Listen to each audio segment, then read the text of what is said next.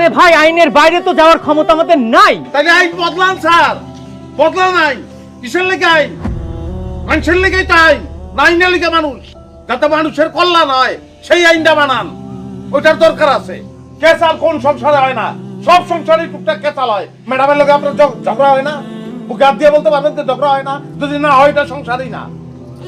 সব জায়গায় আছে কেসাল। বউ মামলা করলে সেই মামলা আপনারা নিয়ে নেন, জামাইয়ের মামলা আপনি নেন না। পুরুষ নির্যাতন হয় না? আর এইসব মামলাগুলোতে মিথ্যা মামলা অধিকাংশই। এটা তো আপনারা জানেন নাকি জানেন না? তাহলে কি আপনি বলতে চাচ্ছেন যে সমাজে নারী নির্যাতন হয় না, সব মিথ্যা? সমাজের নারী নির্যাতন হয় না এই কথা আমি বলি নাই স্যার।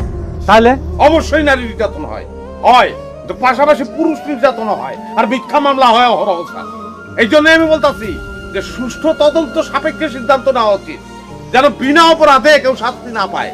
এটাই সিস্টেম হওয়া উচিত স্যার। হ্যাঁ, আপনার কথা মতো সিস্টেমটা চলবে, তাই না? পুরা সিস্টেমের কথা তো বুঝতে পারবো না স্যার। আধার ব্যাপারে হইয়া জাহাজের খবর আমি লইতে চাই না।